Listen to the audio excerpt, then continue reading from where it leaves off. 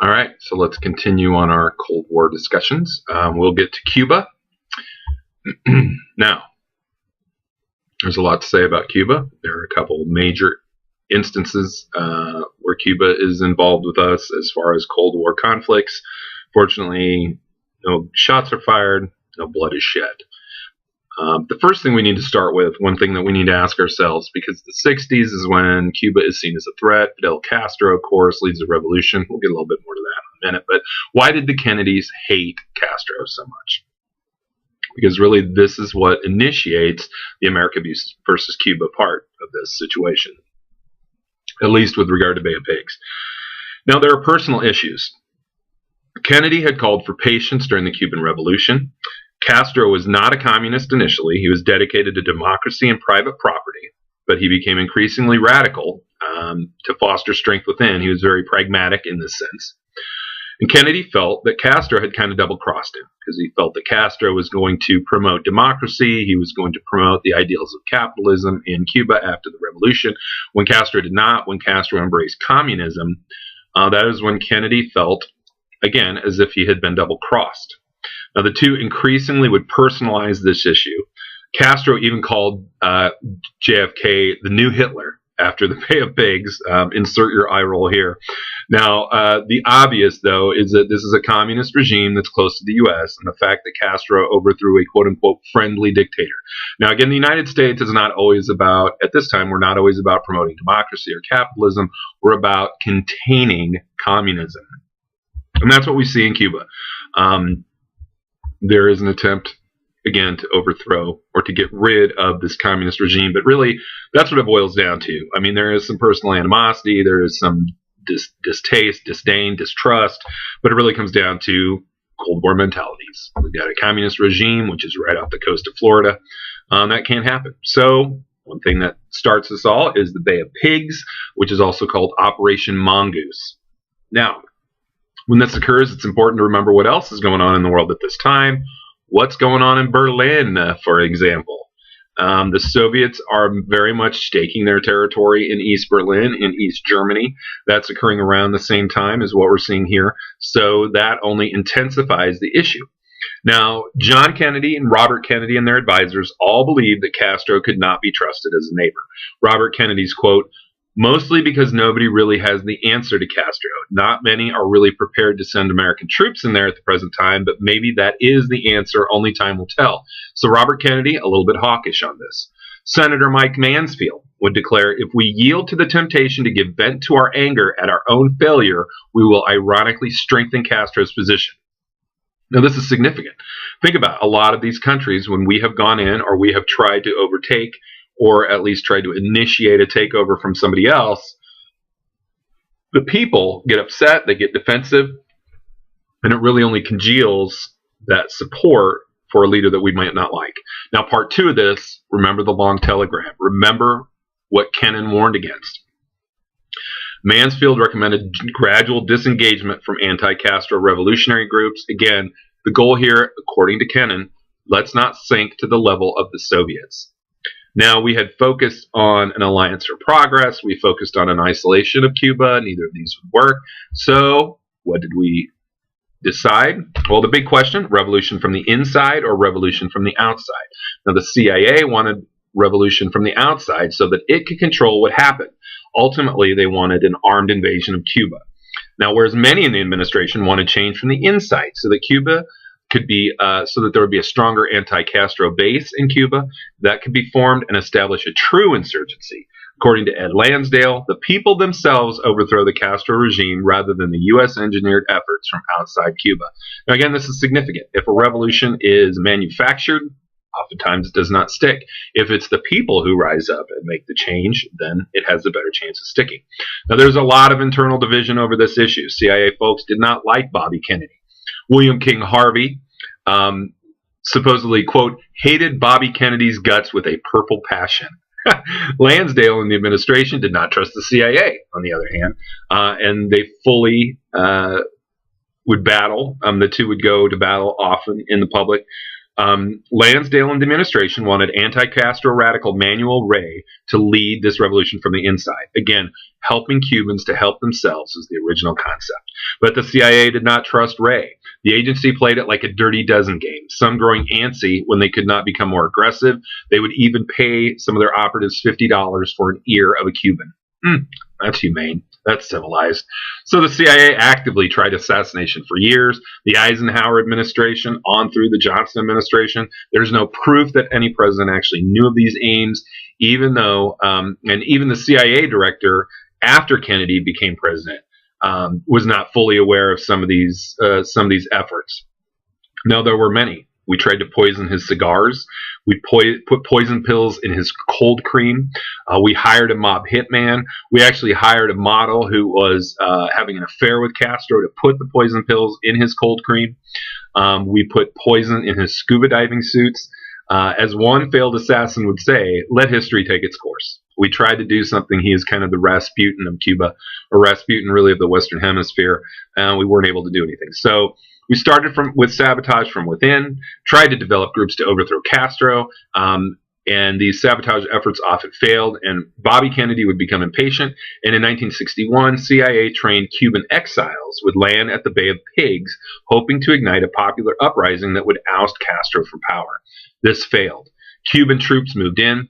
There was no air support. Many believed that there would be air support. This did not happen. The exiles expected this. When it did not come, they were very much left holding the bag, if you will. Many rebels were shot. Others were arrested. This is an embarrassment. And those who are arrested are certainly not given a free trial. Again, Castro, he's a dictator, period, plain and simple. Did he employ communist ideas? Yes, he did. But it is more about power for him. And this is often what happens in revolution. I highly recommend Crane Britton, his book, or his theory, Anatomy of a Revolution, and how revolution goes in cycles. It might start liberal, it might start radical, but ultimately it always comes back to being about control. And that's what we see here. So the Bay of Pigs fails. It's an embarrassment on a national level, on an international level.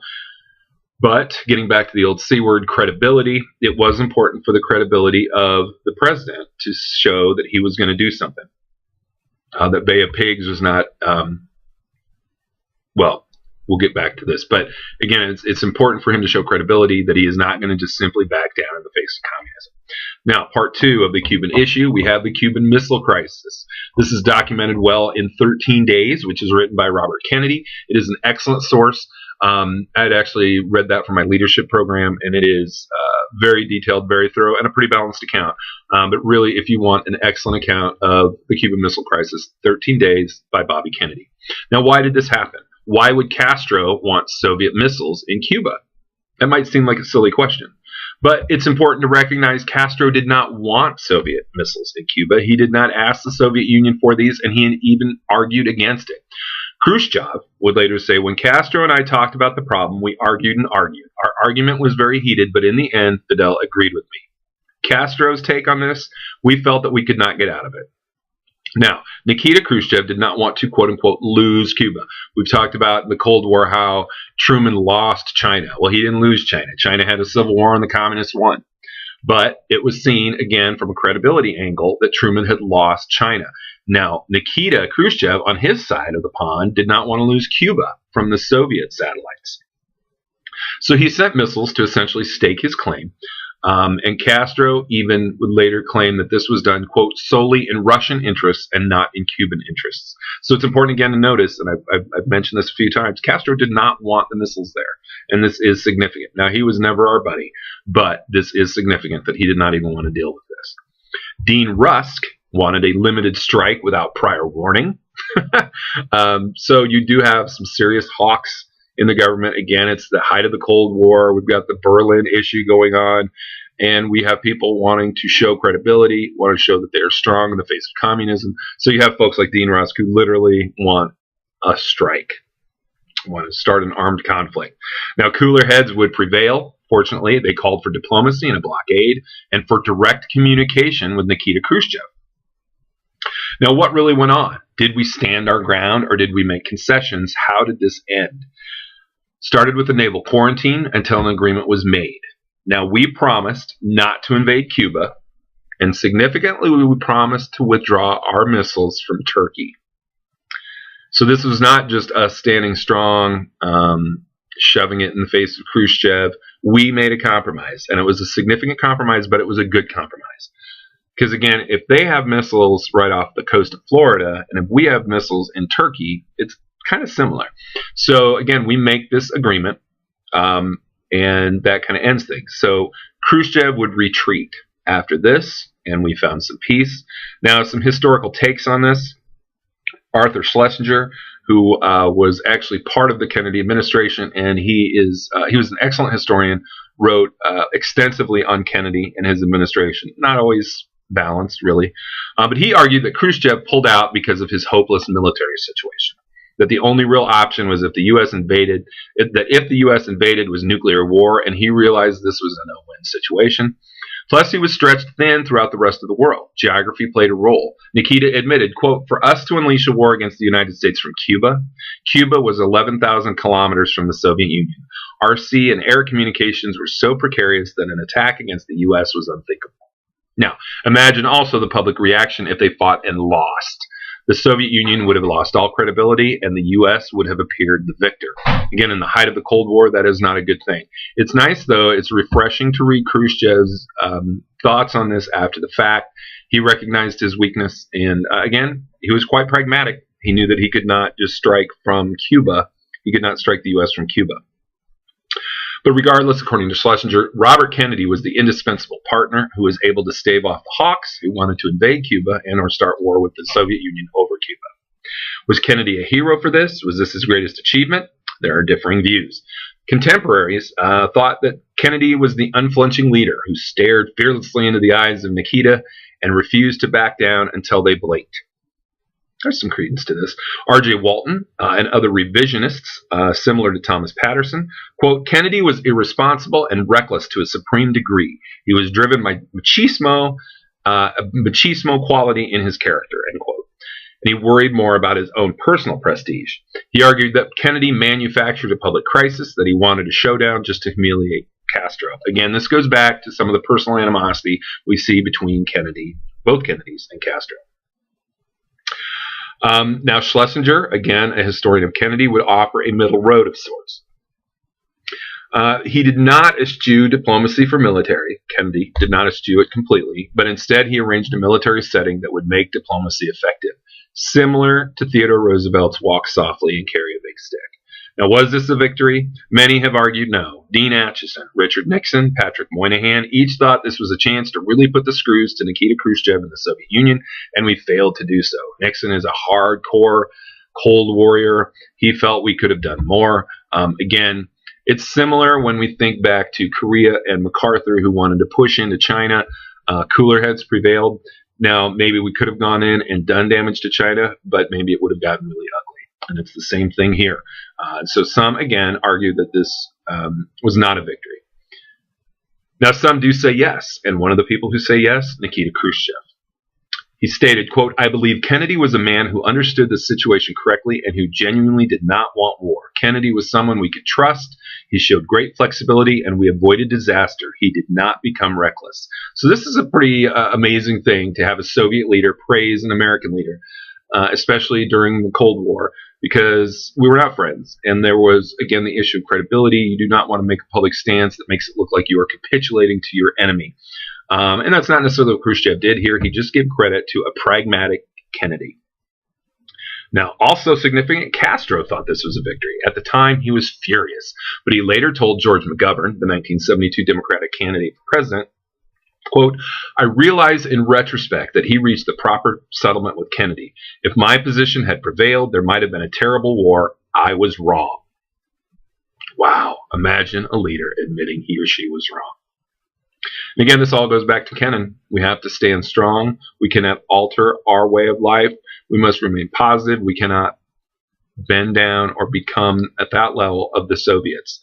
And the Cuban Missile Crisis is a great example of that. However you want to look at it, was Kennedy a hero? Was he not a hero? Was it a real victory? Was it not a real victory? In many ways, we held tight to Kennan's theory on containment.